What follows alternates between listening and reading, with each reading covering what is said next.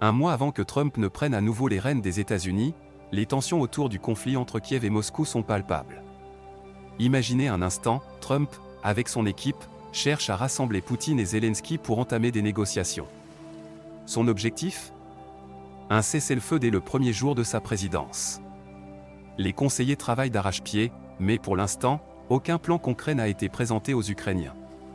La pression monte pour instaurer une pause dans les combats, ouvrant ainsi la voie à des pourparlers de paix. Quel impact cela aura-t-il sur la région et sur le monde ?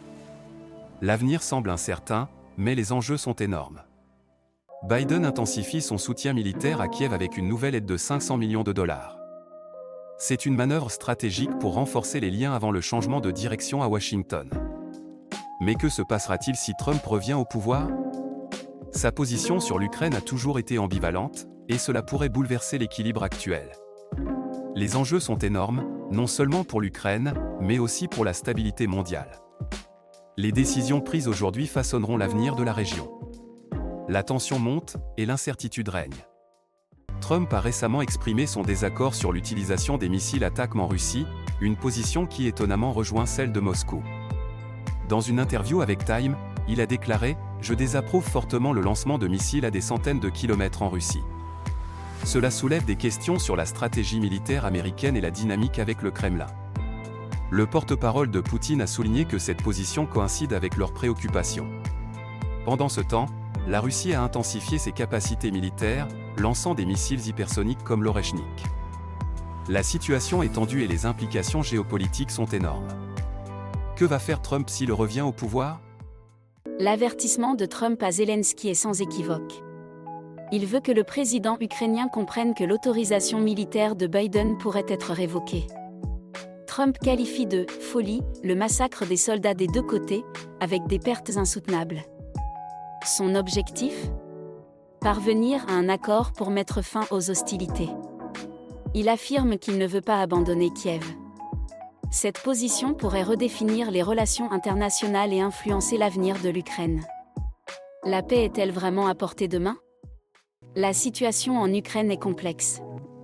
Les soldats russes semblent déterminés à étendre leur territoire, malgré les discours de paix de Poutine. Il déclare vouloir atteindre tous ses objectifs dans cette opération militaire spéciale. Et quand on parle d'une éventuelle trêve, il reste prudent, affirmant que c'est encore trop tôt pour discuter d'un contrôle européen. Pourtant, ces négociations sont essentielles. La paix ne peut pas être un simple mot, elle doit se traduire par des actions concrètes. La communauté internationale doit rester vigilante et engagée. Le plan de Trump est audacieux. Dans les salles de contrôle de Washington, on s'inquiète de la durée du conflit en Ukraine. Les pertes humaines sont alarmantes, et les chances de victoire pour l'Ukraine s'amenuisent. L'idée est de forcer un cessez-le-feu, puis d'initier des négociations. Ce projet, encore top secret, vise à établir une trêve durable avant son inauguration le 20 janvier. Une paix stable est essentielle, mais est-ce vraiment réalisable ? Les enjeux sont énormes, et le monde entier observe. Le plan proposé par le général Keith Kellogg vise à geler le conflit en Ukraine, tout en garantissant la sécurité de Kiev avec des zones tampons.